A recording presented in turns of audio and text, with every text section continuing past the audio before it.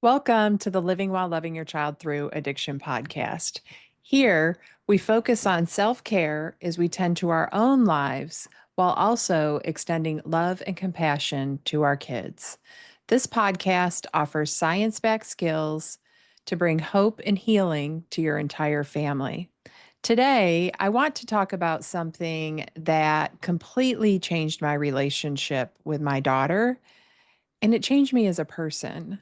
This was the realization that my daughter, Helanna, was never stealing my peace. I was giving it away to her. For about the first 5 years of Helanna's struggle with mental health and substance use, I let her behavior completely control my life. And it wasn't fair to either of us. I was trapped, and so was she. What I'm sharing with you today in this episode has the power to free both you and your child from that heavy dynamic. But before I get into that, I have some really exciting news.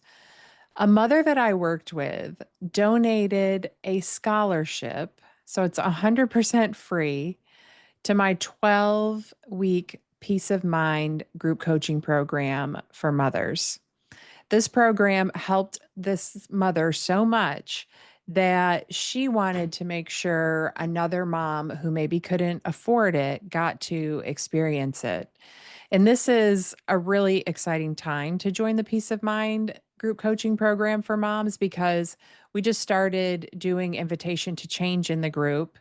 We also have calls that are just focused on helping you calm your mind and your body, which is so important on this really difficult journey with all of the challenges. We can get very dysregulated emotionally. And we also have group coaching calls. So the combination from all of those different kinds of calls and the practical skills that you learn, regulating your nervous system so that you can respond to situations intentionally, getting coached through difficult situations, along with the support of a group of mothers who really understand what you're going through, is unmatched. The link to learn more about the Peace of Mind program and how you can apply for this need based scholarship are going to be in the show notes. So please apply for the scholarship before the end of the day, Monday, April 14th. Nobody will know that you applied. I will not share who won. Nobody in the group will know that you're there on scholarship. I know how important it is to keep things confidential in situations like this. So please feel free to apply. And if you don't need a scholarship, but you still want to join the group, you can use the link in the show notes to sign up for the group directly, or you can sign up for a Road to Recovery call where you get immediate support and you learn more about working with me. Back to keeping peace rather than giving it away.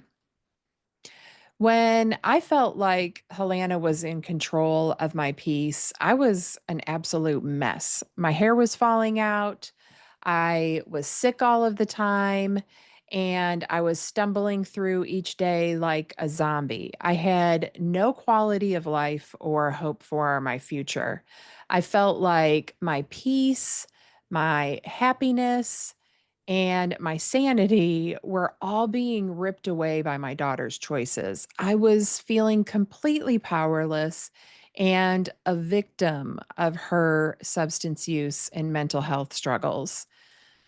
But what I later came to understand, and what I now teach parents that I work with, is that peace isn't something that can be stolen. It's something that we either protect or we give away. Let me repeat that again. Peace is either something we protect or something that we give away. Now, at this point, your mind might be pushing back a little. You might be going to the worst case scenario, thinking, surely these worst case scenarios steal my peace. And I get it. But even in the hardest situations, peace is still something that we can choose. We get to choose how we respond to situations.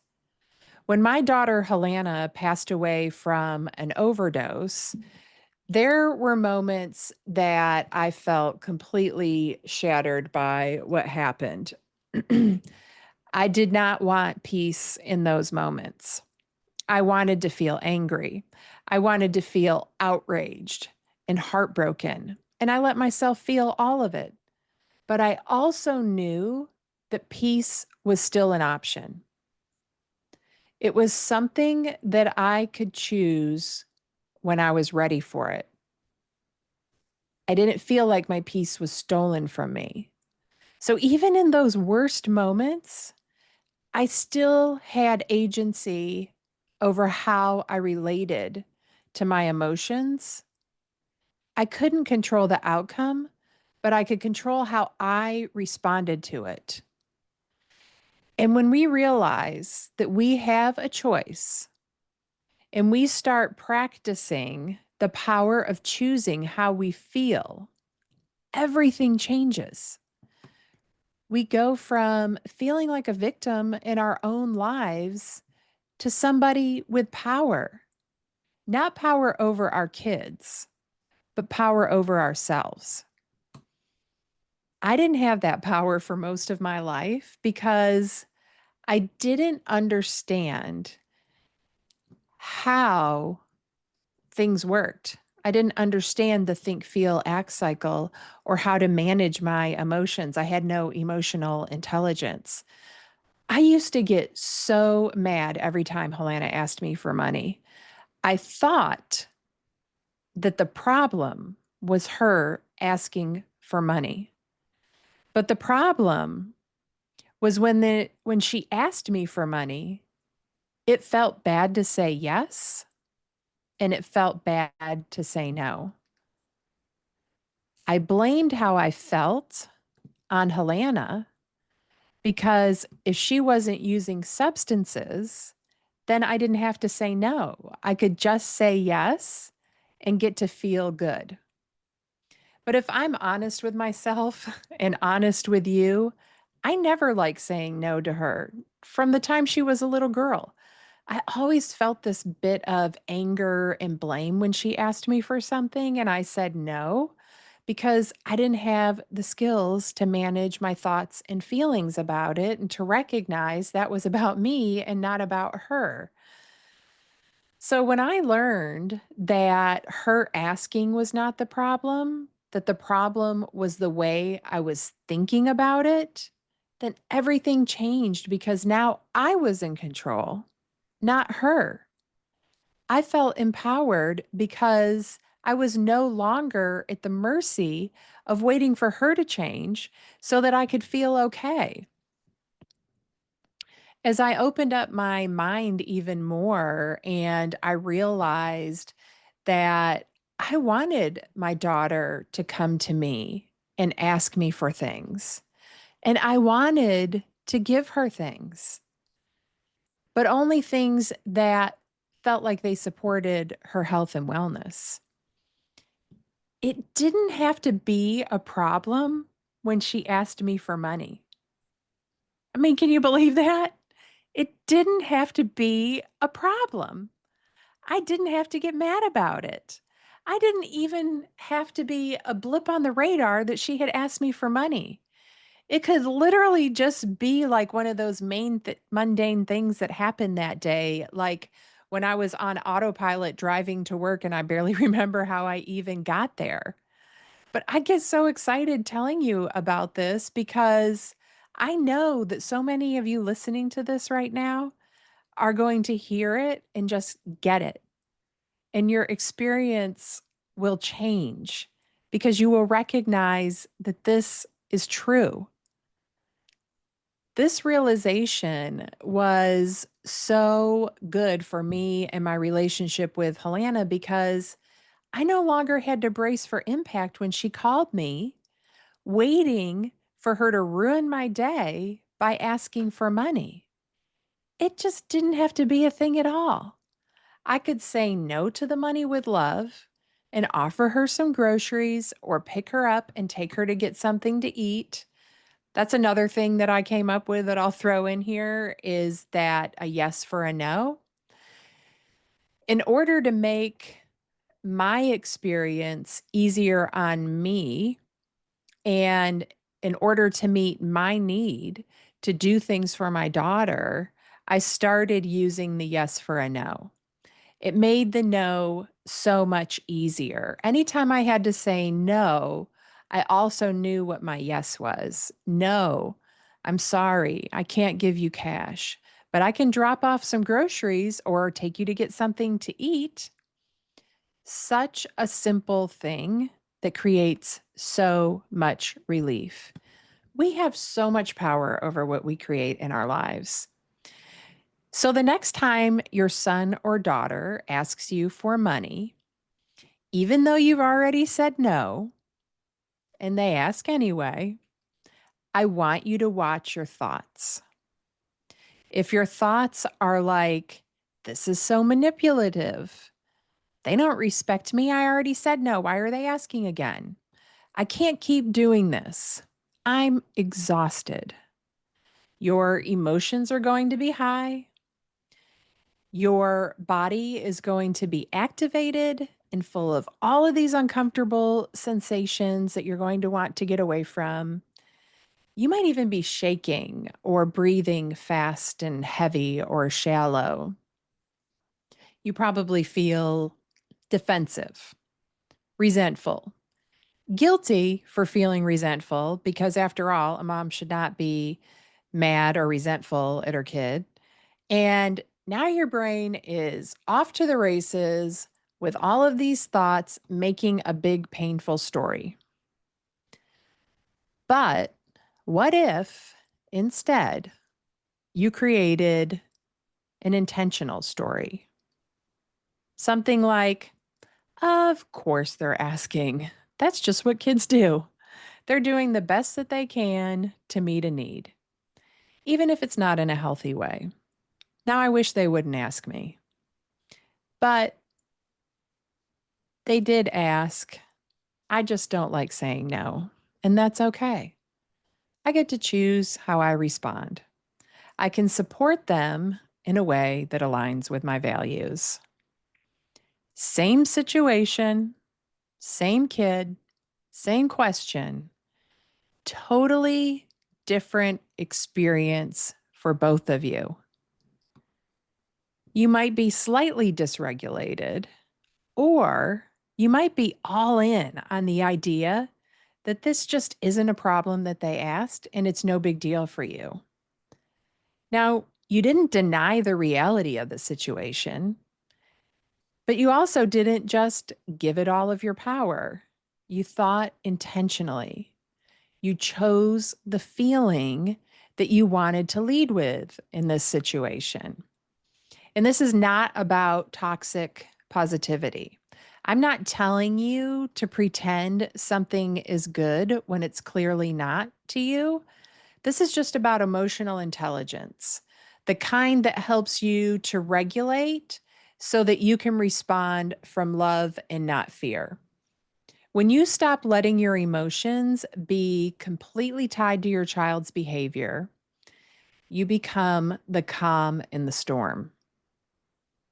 You become more consistent and predictable. You communicate more clearly. You stop over explaining, overreacting, and overcorrecting. And that is when your child feels safe to be around you. Consistent and predictable equals safe. I have seen this over and over again with families that I've worked with. The more a parent can regulate their own thoughts and feelings, the more connection they have with their child, the more quality of life that they have, the easier it is for them to work through the things that come up. Now, maybe this connection isn't immediate, it's a process. And maybe the connection isn't exactly the connection that you hope for because your child might not be available for or capable of the relationship that you want with them. But your ability to regulate will help you work through that and make the very most of what is available to you. But with consistency over time, your relationship with your child will improve. Your quality of life will improve. This shift in perspective that peace is either something we protect or give away will help you heal your own heart and reclaim control of your life. So here's what I want you to remember from today. Your child is not stealing your peace. You're handing it over, and you can take it back. You have the power to shift how you think about what's happening. And that one shift changes everything. Emotional discomfort is part of loving someone deeply, but it does not have to take over your entire life. You can say no with love. You can hold boundaries with grace. You can be the calm in the storm. Your peace doesn't depend on your child's choices. It depends on the choices you make with your mind, your heart, and your energy. You don't need to wait for your child to change in order for you to feel peace. You can feel peace right now. And that is what creates the best possible conditions for your child's change process. All right, my friends. Thank you for being here with me today. I'm sending you so much love. If you found this episode helpful, I would so appreciate a 5-star review. Your feedback helps other parents find the support that they need, and it motivates me to make more podcast episodes. Seriously, I get so excited when there's a new review. If you're tired of feeling stuck, scared, and unsure of what to do next, you can schedule a Road to Recovery call with me. We'll explore what's possible for you and your family, all while being supported with somebody who truly understands what you're going through. You do not have to navigate this alone. The Road to Recovery call link is in the show notes, and it's also on my website. Until next time, remember that taking care of yourself is not a luxury, it is a necessity. You matter too.